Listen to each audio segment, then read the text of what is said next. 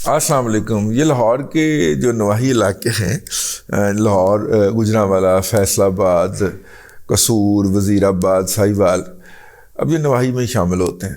وہاں پہ اگر کوئی کیس خراب ہو جائے نا تو ڈاکٹر کا ایک کوئی فکرہ ہوتا ہے، انہوں لاہور لے جاؤ. ٹھیک ہے. اور اگر کوئی مطلب کوئی مخالف کہہ رہا ہو تو ڈاکٹر کا فکر ہے نا، لیکن اگر کوئی مخالف کہہ رہا ہو تو انہیں کہنا اینے نہیں بچنا، انہوں لاہور لے جاؤ. عمران احمد خان نیازی نے نہیں بچنا، کیونکہ کم بہت زبردست ہو گیا. لیکن اس سے پہلے میں جو ہے وہ ایک شکریہ ادا کرنا چاہتا ہوں بیرسٹر علی اشفاق صاحب کا. اور بیرسٹر علی اشفاق صاحب جو ہیں وہ وکیل تھے، عمران ریاض کے بھی وہی وکیل تھے، لیکن ہمارے دوست برخوردار چھوٹے بھائی جناب شاہد اسلم صاحب کے وکیل تھے، انہوں نے ضمانت کروا دی ہے. اور جب تک یہ ولاگ آپ تک پہنچے گا تو وہ اڈیالہ جیل سے رہا ہو کے لاہور کی طرف روانہ ہو چکے ہوں گے. تو یہ تو ہے. شکریہ. ان کے ساتھ ساتھ عثمان وڑائچ صاحب، وہ بھی بہت نامور وکیل ہیں، اور جو کہ عابد ساکی صاحب کہ اس سے وابستہ ہیں چیمبر سے. اور پھر جناب ون اینڈ اونلی کرنل انعام الرحیم صاحب. یہ تمام وہ مجاہدین ہیں جنہوں نے آزادی اظہار کے لیے جرنلسٹوں کے اوپر، وہ کسی بھی نقطہ نظر کے حامل جرنلسٹ ہوں یا ان پہ اوپر کوئی بھی ٹھپا لگا ہو، لیکن جیسے ہی ان کے اوپر کبھی بھی کوئی مشکل پیش آئی ہے تو انہوں نے والنٹیرلی بغیر کسی فیس کے اپنی خدمات فراہم کی ہیں. تو یہ بہرحال ایک ان کا کنٹریبیوشن ہے جس کو ریکگنائز کرنا ضروری ہے. تو یہ ریکگنائز کرنے کے بعد ہوں نا یہ ادھر کیوں نہیں بچنا ہے، آؤ کیوں نہیں بچنا. وہ بنیادی طور پہ یہ ہے کہ اپنا وہ ایک اور وکیل ہیں، ان کا میں نام بھول گیا ہوں، وہ بھی میرا خیال بیرسٹر ہی ہیں، اور شاید علی ہی ہے ان کا نام بھی، علی کے ساتھ کچھ اور لگتا ہے. تو وہ ڈپٹی اٹارنی جنرل بھی ہیں، اور وہ کیس لے کے گئے ہوئے ہیں، اور بڑا ٹیکنیکل طریقے سے انہوں نے عمران احمد خان نیازی کی جو ولدیت ہے وہ ٹیریان وائٹ کے حوالے سے، وہ انہوں نے عدالت سے کیس ایڈمٹ کروا لیا تھا. اب عدالت نے، جج صاحب نے مسکراتے، جب پی ٹی آئی کے وکلاء جو کہ وہاں پہ موجود تھے انہوں نے وہ کنسیڈ کیا تو جج صاحب بھی زیر لب مسکرائے، انہوں نے کہا لے ابھی آگے بھی انکار کرے، اور وہ کیس اب بن گیا پی ٹی آئی کے گلے. اب مسئلہ یہ ہے کہ جب ٹیریان وائٹ کیس پہلے ذرا ڈسکس کر لیا، مزے لے کے سننا ہے. جب مجھے پتا ہو کہ بلڈ پریشر ہائی ہے نا تو پھر میں بڑا ریلیکس ہو کے کرتا ہوں. جب بعض اوقات پتہ نہیں لگتا نا کہ ہائی ہے، وہ بندہ پھر غصے سے آ جاتا. اب چونکہ پتہ ہے ہائی ہے تو اس لیے بڑا مزے لے کے کرنا ہے. جناب ٹیریان وائٹ صاحبہ کی جب والدہ سیتا وائٹ صاحبہ فوت ہوئیں تو اب اس بچی کی پرورش کون کرے، کیونکہ وہ اس وقت تک نابالغ تھی. تو اس بچی کی جو سرپرستی ہے وہ ان کی خالہ نے لینی تھی.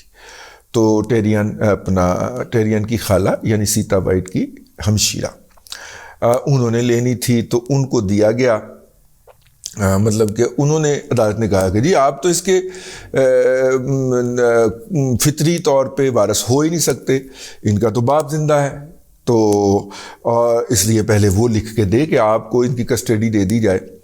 تو اس وقت عمران احمد خان نیازی صاحب نے ایک پاکستان کی سرزمین کے اوپر ایک حلف نامہ لکھا، بیان حلفی لکھا، اور اس کے اندر کہا کہ ہاں مجھے کوئی اعتراض نہیں ہے کہ آپ اس کی جو کسٹڈی ہے یا اس کی جو سرپرستی ہے وہ اس کی خالہ کو دے دیں. تو یوں بالواسطہ طور پہ عمران احمد خان نیازی صاحب نے یہ تسلیم کیا کہ ٹیریان وائٹ ان کی صاحبزادی ہے، ویسے اسی لیے کسٹڈی دے رہے ہیں نا. اگر وہ کہتے کہ نہیں پائن میرا اتنا کوئی تعلق نہیں گا، میں نہیں مانتا اپنی تھی لے جاؤ، میرا اتنا کوئی تعلق نہیں. لیکن جب تعلق کا اعتراف تھا تو تبھی وہ لکھ کے دیا نا، ٹھیک ہو گیا. تو یہ وہ بیرسٹر صاحب نے ثابت کر دیا، ثابت کرنا ہے کہ جناب وہ بیٹی تھی اس کی، تو اس لیے لکھ کے دیا. اب جناب آج انہوں نے ایک اور بیان عدالت کے اندر جمع کروایا ہے، اور وہ بیان ہے جمائمہ گولڈ سمتھ جو کہ ماضی میں جمائمہ خان رہی ہیں، ان کا ایک بیان حلفی. اور انہوں نے کہا ہے کہ جناب مجھے بھی کوئی اعتراض نہیں ہے اگر ٹیریان کی جو سرپرستی ہے وہ اس کی خالہ قبول کر لیں اور انہوں نے وہ بیان حلفی لندن سے لکھوا کے نوٹری پبلک سے اٹیسٹ کروا کے مور لگوا کے بھیجا پین ہوتے. تو وہ بیان بھی آج انہوں نے پیش کر دیا. اب یہ دونوں بیانات جو ہیں ان کی موجودگی کے اندر عمران احمد خان نیازی سرزمین پاکستان کے اندر اور قانون پاکستان کے سامنے اس بات سے مکر نہیں سکتے کہ وہ ان کے والد صاحب نہیں ہیں. ٹھیک ہے.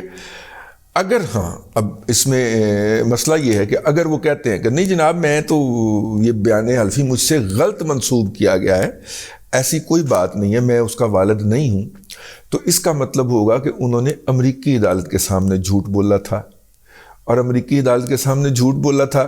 کوئی بھی وہاں پہ عام شہری جا کے پٹیشن کر دے گا کہ جناب تہاڈے سامنے جھوٹ بول گیا، وہ پرجری کا ان کے اوپر کیس ہو جائے گا. ٹھیک ہے. اب پاکستان کے اندر اپنا ثاقب نثار کا اور اپنا کیا نام ہے جسٹس عمر تا بندیال کا قرار، اپنا وہ شیخ کی ناسی ہودا یار کی ناسی ہونا، چلو جو بھی ناسی، تو وہ شیخ صاحب کا، ان تینوں نے مل کے جو ان کو قرار دیا تھا، میرا خیال یہ تینوں ہی تھے، لیکن عمر صاحب تو تھے میرا خیال ہے، شاید شیخ صاحب نہیں تھے. تو چلیں جو بھی تھے، یہ پاکستان کی عدلیہ کے سب سے اعلیٰ فورم کے فل بینچ کا قرار دیا گیا صادق اور امین. ہائے، امریکہ کی عدالت کے اندر ایک جھوٹا دغا باز اور دھوکے باز ثابت ہوگا ہے.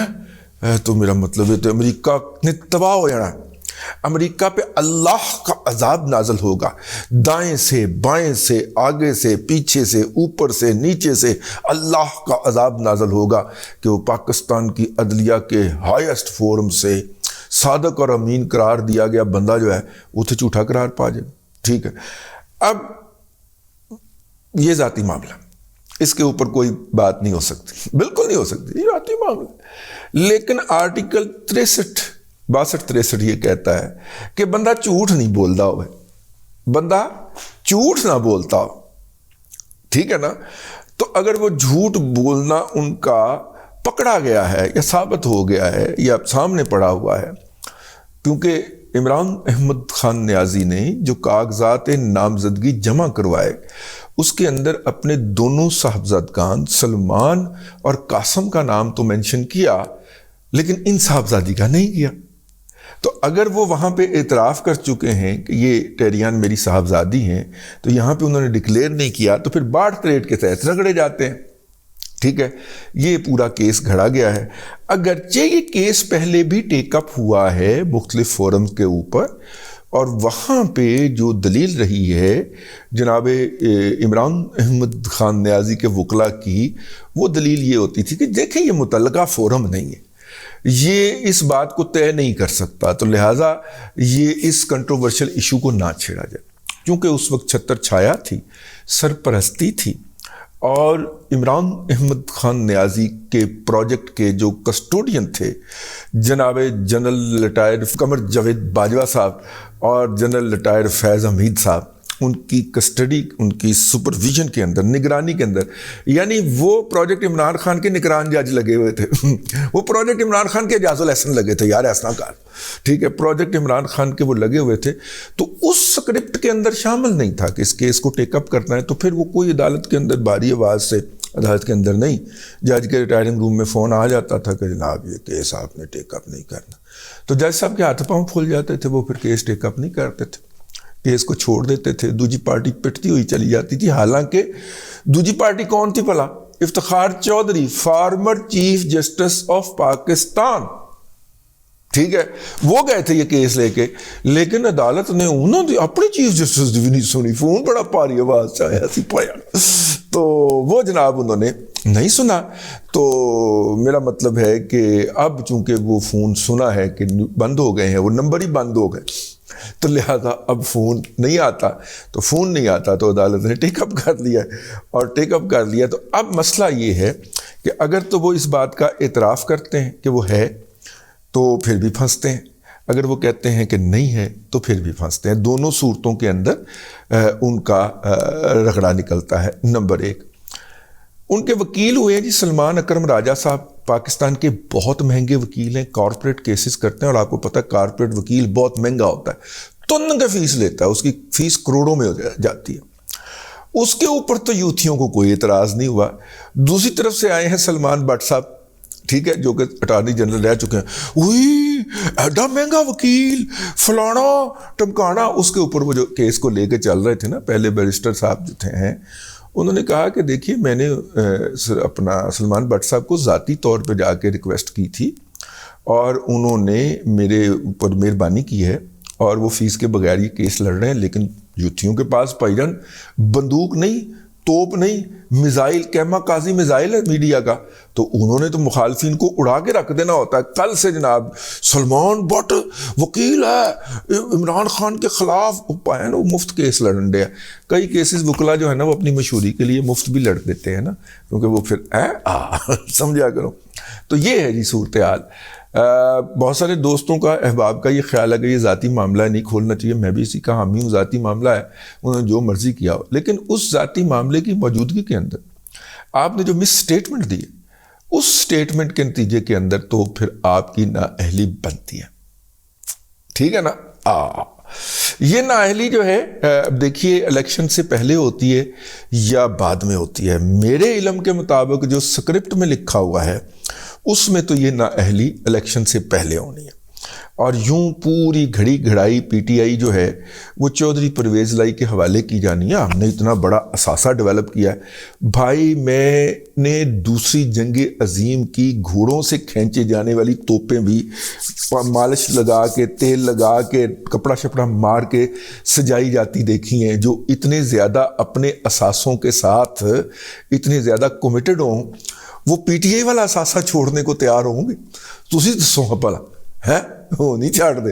ان کا اثاثہ ہے بھائی, وہ صرف اس کا چہرہ چینج کر دیں گے کہ اے ذرا پونکدا بڑا, اینو ذرا سائڈ تے کر دو, اس جگہ تے چودھری لے آؤ. چودھری ویکھو نا ہر سال لین تو پہلے بھی, واش روم جان تو پہلے بھی فون کر کے ساڈے میجر لیول دے افسر نو پوچھدا تے یہ تے زیادہ ہویا نا, بہتر ہویا نا. چودھری صاحب کے باؤ اجداد جو ہیں یہ جب انگریز کے ہاں حاضری کے لیے ڈی سی صاحب بہادر کے دفتر جاتے تھے تو ان کے لیے اتنی عزت ہوتی تھی کہ یہ سفید کپڑوں کے ساتھ جب جاتے تھے تو ان کو زمین پہ نہیں بٹھایا جاتا تھا, ان کو کرسی دی جاتی تھی, کیونکہ اپنے محلے کی ساری رپورٹ یہ اپنے علاقے کی جا کے تو انگریز ڈپٹی صاحب بہادر کو پہنچایا کرتے تھے.